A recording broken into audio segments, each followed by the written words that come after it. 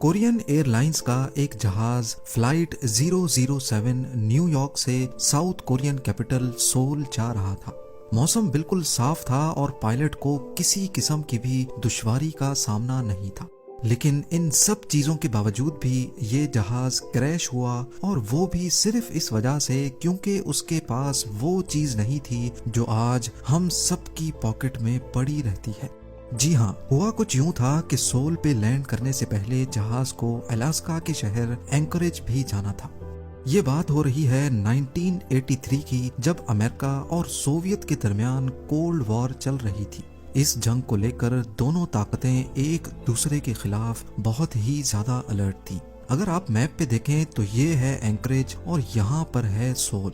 इन दोनों के दरमियान एक स्ट्रेट लाइन ऐसी दिखेगी, क्योंकि इस पाथ में फ्लाई करने से जहाज सोवियत टेरिटरी में दाखिल हो जाता। इसी वजह से फ्लाइट 007 को कुछ ऐसा पाथ लेकर साउथ कोरिया जाना पड़ा, गल्फ ऑफ अलास्का से होते हुए नॉर्थ पैसिफिक ओशन और फिर जापान के ऊपर से साउथ कोरिया। पर क्या मालूम था पायलट को कि दोनों ताकतों की यह जंग आज 269 पैसेंजर्स की जान लेकर छोड़ेगी। उस दौर में जीपीएस तो था नहीं और पायलट गलती से सोवियत टेरिटरी में चला गया। सोवियट्स ने समझा कि ये अमेरिका का स्पाई प्लेन है और उस पर एयर टू एयर मिसाइल खोल दिया गया।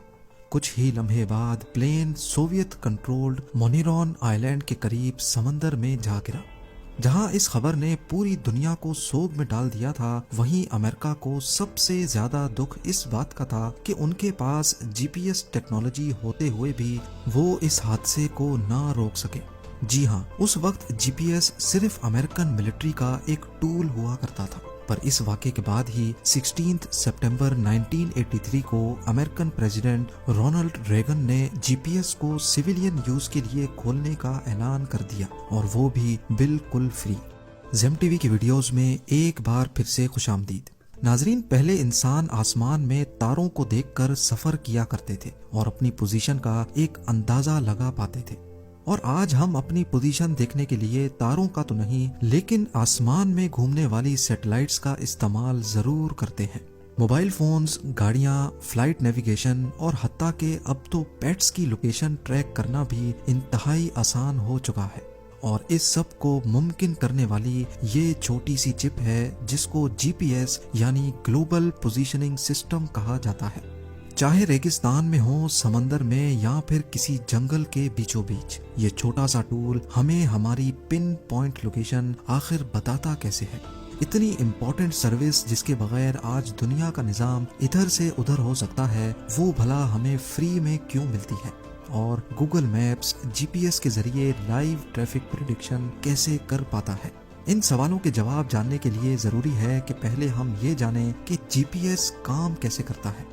ये तो हम सबको मालूम होगा कि हमारे फोन में जीपीएस रिसीवर होता है।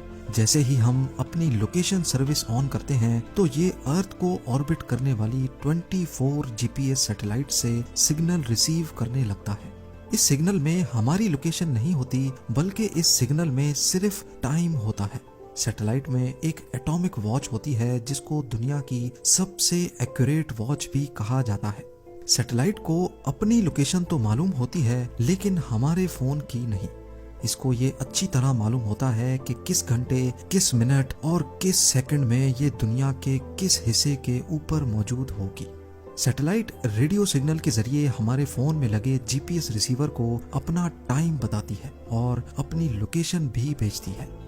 जिस वक्त ये रेडियो सिग्नल जनरेट होता है, उस वक्त सैटेलाइट की एटॉमिक वॉच पे जो भी टाइम होता है ये सिर्फ वो बताती है। रेडियो सिग्नल लाइट की स्पीड से ट्रेवल करता हमारे फोन में आ पहुंचता है। लेकिन सवाल ये है कि सैटेलाइट का टाइम और उसकी लोकेशन मालूम पड़ जाने से हमें हमारी लोकेशन कैसे मालूम पड़ती है। फर्ज कर लें आप पेरिस के आईफल टावर के पास खड़े हैं और सैटेलाइट स्विट्जरलैंड के ऊपर है। बेशक लाइट की स्पीड बहुत फास्ट है, लेकिन इस इतने बड़े फासले को कवर करने के लिए सिग्नल को आप तक पहुंचने में थोड़ा सा टाइम तो बेशक लगेगा। सिग्नल रिसीव होने के बाद फोन अपने टाइम को सैटेलाइट से भेजे गए टाइम से मैच करता है और डिफरेंस निकालता है कि ये सिग्नल कितना डिले से पहुंचा है।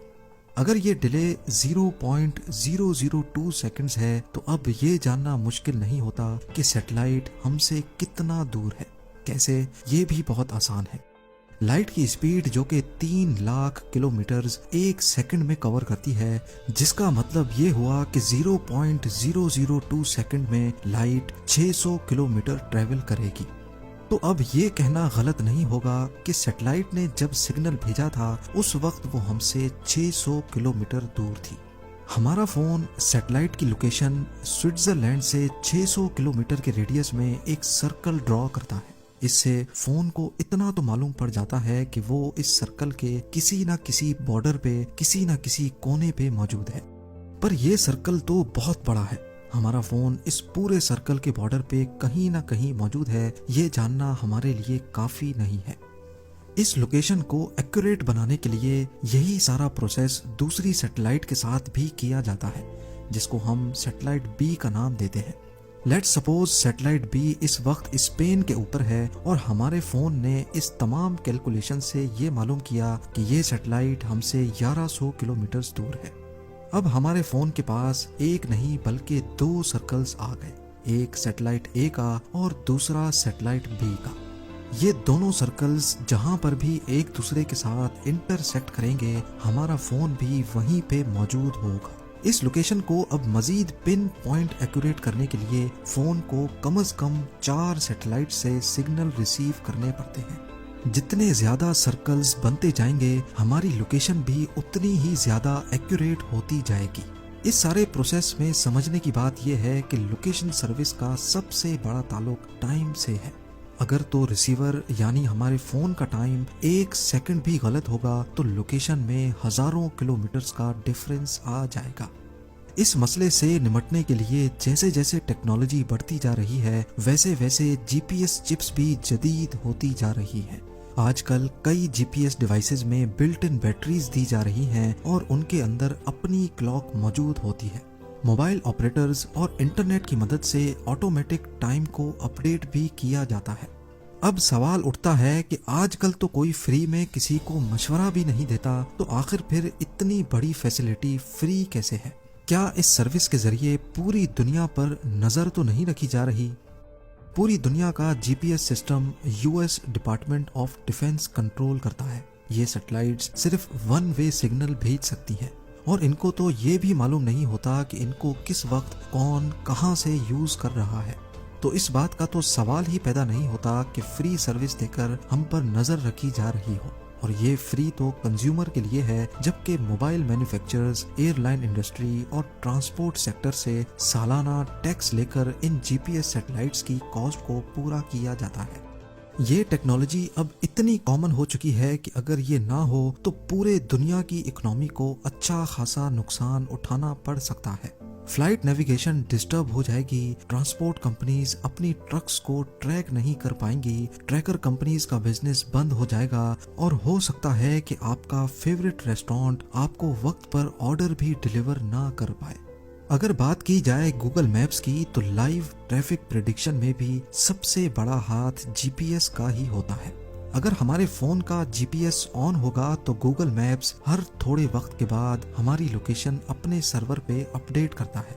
اس سے گوگل کے اے آئی باٹ کو معلوم پڑ جاتا ہے کہ پوائنٹ اے سے پوائنٹ بی تک پہنچنے کے درمیان ہم نے کہیں اسٹاپ کیا کہ نہیں اور ہماری اسپیڈ کتنی تھی۔